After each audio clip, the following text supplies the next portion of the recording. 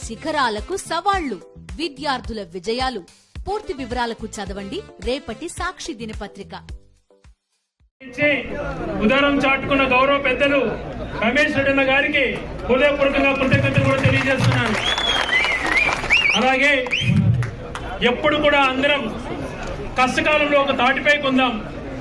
పేద ప్రజలకు మంచి చేసినటువంటి వ్యక్తి జగన్మోహన్ రెడ్డి గారు. ఆ విషయం అందరికీ కూడా తెలుసు.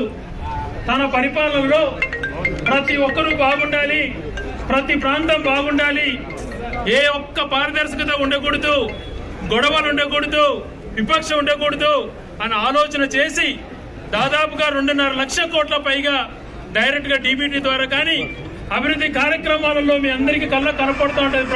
కేంద్ర ప్రభుత్వం మెడికల్ కాలేజీలు ఇస్తే వద్దు అని తరమేస్తున్నాడు. ఉద్యోగస్తులకు ఏవేవో ఇస్తాము, అన్ని హామీలు నెరవేరుస్తాము, వాళ్ళకి సంబంధించిన పిఆర్సీ దగ్గర నుంచి రిటైర్మెంట్ బెనిఫిట్స్ ఏవేవో చేస్తానని చెప్పాడు. ఈ రోజు ఉద్యోగస్తుల గురించి ఆలోచన చేయట్లేదు. అలాగే పేద ప్రజలకు సంబంధించినటువంటి సంక్షేమ విషయంలో 100 రోజుల పరిపాలన అయింది. ఇంతవరకు పేద ప్రజలకు ₹1 ఎక్కడే కానీ ఏ రకంగా కూడా జమ కాని పరిస్థితి మనకు కనపడుతోంది.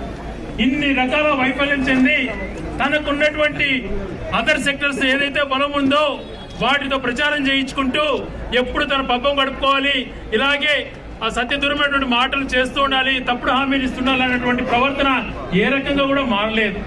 ముఖ్యంగా ఈరోజు కరువు పరిస్థితులు తీసుకుంటే ఈ ప్రాంతాలలో రాబో రోజులలో వర్షం పడకపోతే మామిడి చెట్లే కాదు ఏ రకంగా కూడా రైతు ఎంతో దారుణంగా ఇబ్బంది పడే పరిస్థితి ఏర్పడుతూ ఉంది. దీనికి ముందస్తు చర్యలు చేపట్టవలసిందిగా ప్రభుత్వానికి డిమాండ్ చేస్తున్నాం. రైతులను ఆదుకోవాలి.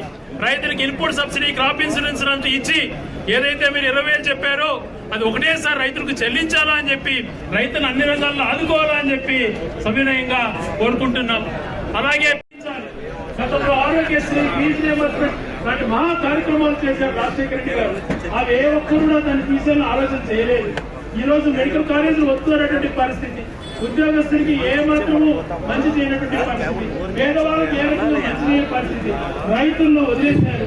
ఇలాగ చెప్పుకుంటూ పోతే ఎంతో నెగ్లిజెన్స్ గా కనపడుతుంది. 100 రోజులలో రాబో రోజులలో పర్వాలేదు అని చెప్పి మాకు ఈ రోజు తోడుగా నిలబడినటువంటి ప్రతి కార్యకర్తకి కూడా హృదయపూర్వకమైనటువంటి ఈ రోజు పార్టీ కోసం ఎవరు పనిచేస్తున్నారో వాళ్ళని ఖచ్చితంగా గుర్తుపెట్టుకుంటాం.